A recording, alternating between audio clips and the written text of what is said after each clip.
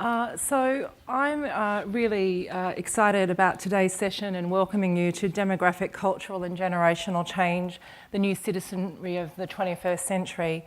And as a UN woman and on behalf of the panel, I wanted to acknowledge that we're meeting on Gadigal land and pay my respects to country, and also acknowledge Gary and the mob at ANZSOG for putting together such an interesting conference program and really distinguished speakers, such as the panel that I'll be facilitating today, who've thought very, very deeply and written very, very extensively around changes to our society and our demographic populations, both here and in New Zealand.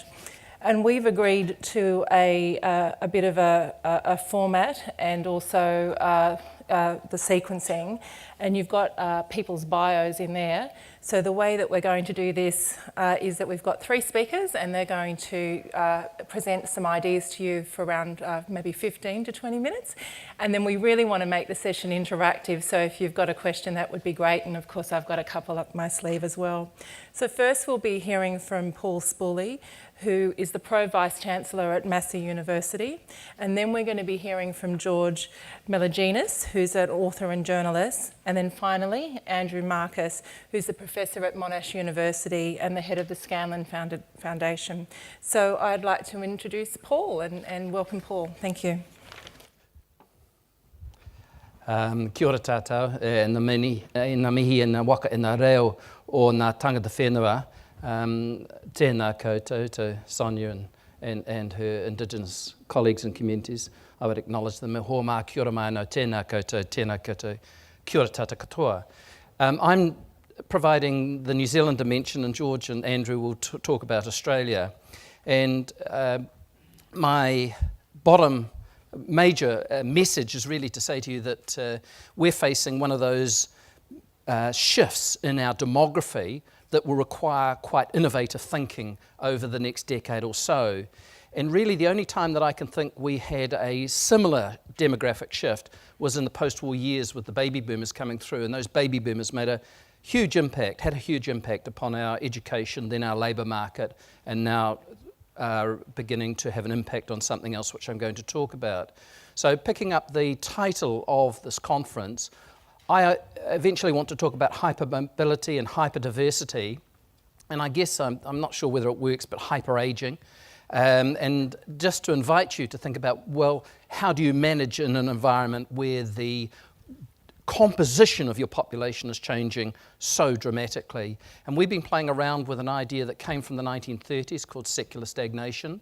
An American economist, Hansen, thought about it at the time and wondered whether or not the demographic changes would impact upon consumption. He was completely wrong, of course, but a couple of years ago, a number of authors, including Larry Summers and, as you can see, Paul Krugman, talked about this non-fiscal austerity that was going to arise from the demographic changes that were occurring in the Western world, in the OECD countries. And so it's really just to explore that idea that I want to talk to you about this morning.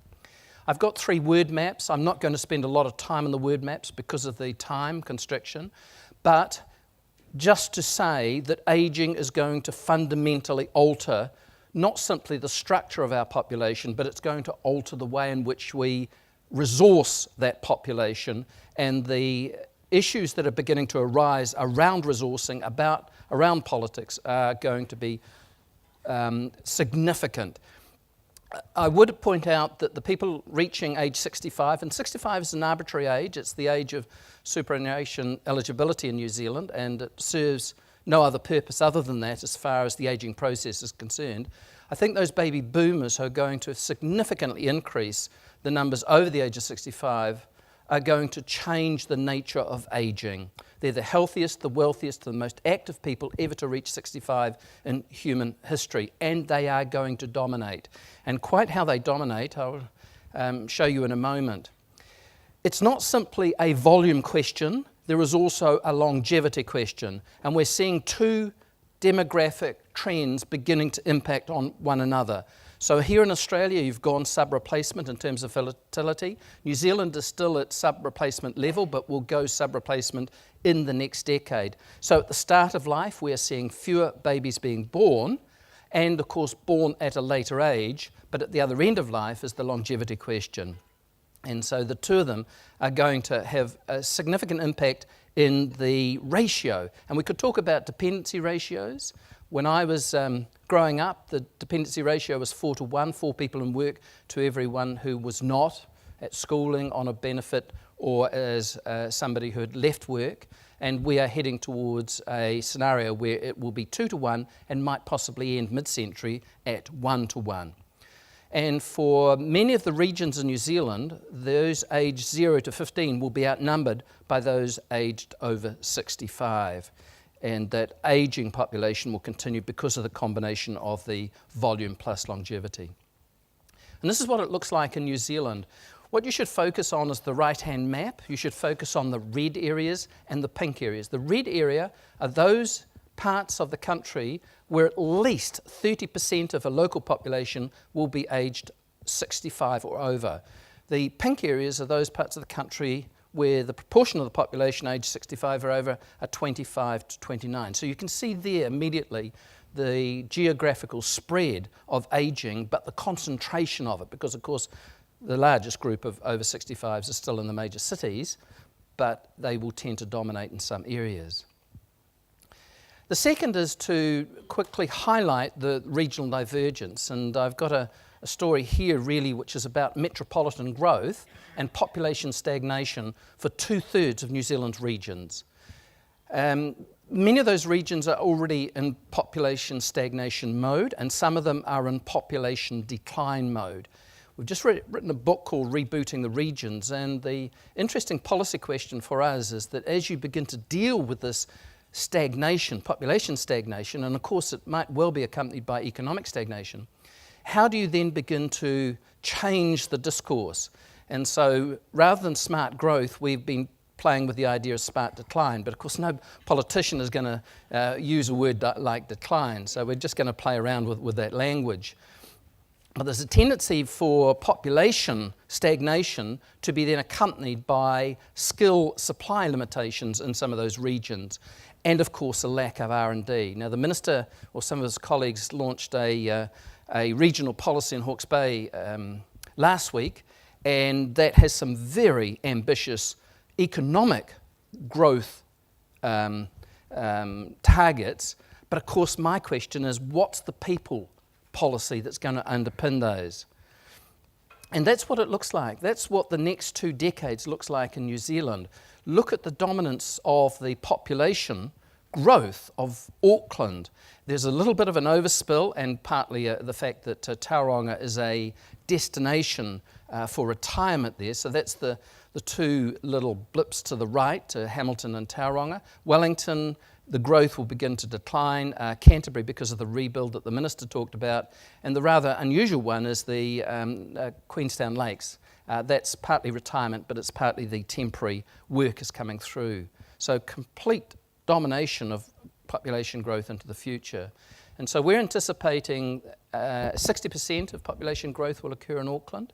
It'll have very strong agglomeration effects, so growth, population growth equals economic growth, equals jobs growth.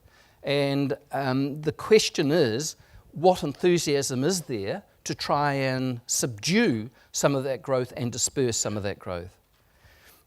And the final area, and the one that Andrew and George will pick up and talk about in an Australian context, is really that we're part of 3 countries, Canada, Australia, New Zealand, the CANZ group, who have used for some time quite sophisticated system of recruiting internationally and of identifying skills that are available around the world and then attracting those skills to them. For us, it's been a more recent story than it has been for Australia. So we went through a period when we changed in the late 1980s our immigration policy framework. The 1990s were a bit fraught, settled down after 2000, but then the GFC hit it, and you'll see what that means in terms of a graph in the moment. But increasingly, of course, given the things that I've talked about before, population growth will be driven by immigrants, not by anything onshore. And of course, it's a strong skills supply element to it, and we select about 60% of our immigrants according to economic criteria, as you do. And so this is the numbers, and you can see what's happened post-GFC. The numbers departing from New Zealand has dropped considerably, but the numbers arriving has increased significantly. A point here, I think my colleagues are going to talk about New Zealanders in Australia. What's interesting is that you still get a slight gain from New Zealanders crossing the Tasman as opposed to those coming back, but it's the Australians who are moving to New Zealand which now makes the difference and makes a net inflow into Australia, and that's been the case for the last year. And so this is what it looks like, 122,000 permanent long-term arrivals. If you prorated that into Australian context, that would be about 600,000 permanent arrivals on an annual basis. So New Zealand is high, it's the highest in the OECD. We have a notional target of about 1% of our population as our average net target per year. We should be around 45, or actually 47,000, and as you can see this year, we're forecast to hit 70,000. You can see the visa categories. New Zealand Australian citizens are an important part of that flow across the Tasman, and a return flow in our case. So what are we looking at in New Zealand context? Well, we're looking at demographically a very different country. The current growth is 2%, and so we're adding almost 100,000 to our population each year. In the OECD, that's very high, and we will hit 5 million. We anticipated getting to 5 million in the mid-2020s. At the current rate, in the 2016 rate, we would hit it by 2020. But 40% of New Zealand's population will live in one city, which is really unheard of when you look around the OECD. There aren't many countries. Ireland and Dublin would be a case, but 40% concentration in one city. So that's a big question for us. Population growth, I've mentioned that we're going sub-replacement soon, but immigration is now contributing about 3/4 of our population growth, to our population growth. And sometime in the future there'll be a tipping point where that population growth will only come from immigration. I'm not aware of any country that has cracked the fertility dilemma of countries like our own, of actually increasing fertility, so not assuming that anytime soon. But now the major source of our immigrants is actually from Asia. So in the current year, India, China, the Philippines are easily the largest source of immigrants into New Zealand. And so Auckland then becomes one of those super diverse cities around the world, reach 2 million, 40% and growing of the population have been born overseas. As you can see there, about 56% of are born overseas or are children of immigrants, but around 1/4 of them are from Asian communities, and that we expect to grow to 28 to 30%. So I think we've got some very interesting policy challenges as we begin to manage both the demographic but also the economic and social consequences of these of these demographic changes. And this is my list, and I think George and Andrew might have a different one. But we are currently experiencing an incredibly high rate of inward migration, and it's putting a lot of pressure on resourcing in New Zealand, and whether or not that rate is the right rate. But we have that issue of dispersal. Most immigrants, over half of them, go to Auckland or end up in Auckland. And so do we want to disperse immigrants around the regions in order to transfer population, but also the innovation and economic benefits that immigrants bring with them? I think there are some important questions about the absorptive capacity of the labour market.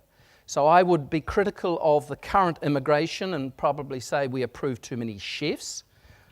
I like chefs, but I think we might be approving too many of them as compared with other parts of the labour market. And there is a key question which is beginning to occur.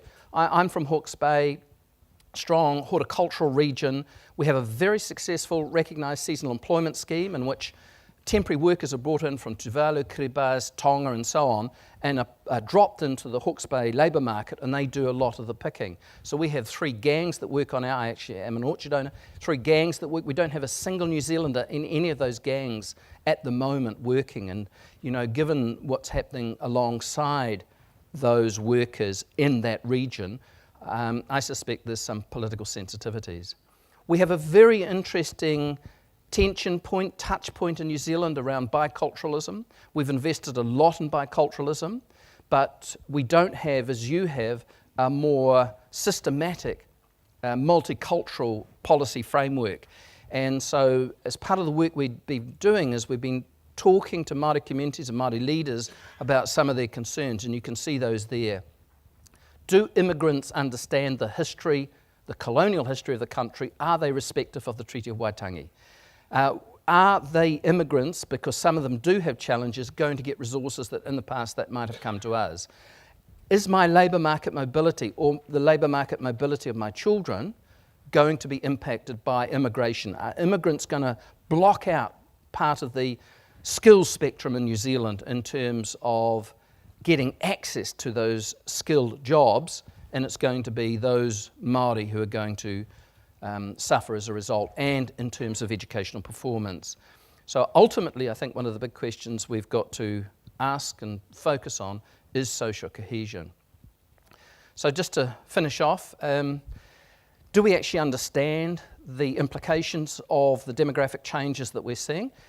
In terms of ageing, we know what's coming down the pipeline, but are we prepared? And I just wonder whether or not we shouldn't be asking questions all the time of our policies, of our institutions, of our managers. Is it age-friendly? Is it going to recognise the dominance that the over 65s are going to play in terms of requirements, resourcing requirements, in terms of politics, in terms of their presence in the community? And then I think to go to the Minister's comments, I don't know whether the Minister's still in the room. The Minister's running a very interesting process, as you're hearing. He runs it through a government department. He has a group of expert advisors, all four of us. I'm one of them. It's been very interesting exercise to see how government departments respond, but also his cabinet colleagues respond to some of these. I'm with him. I think we've got to change our policies. So how responsive and inclusive are those policies, policy agencies, but also how appropriate are our policy settings? If we go back to the debate on secular stagnation, one of the questions that Ari Summers and Paul Krugman ask is, do we have policy understanding and policy settings that are going to respond to this new environment? And they make a very strong case for arguing that practically everything that we've done in the past is not going to fit in this new environment. So what does that look like? Do we have a mandate to do some very innovative things in response to the huge demographic changes that both our countries are experiencing? Kia ora.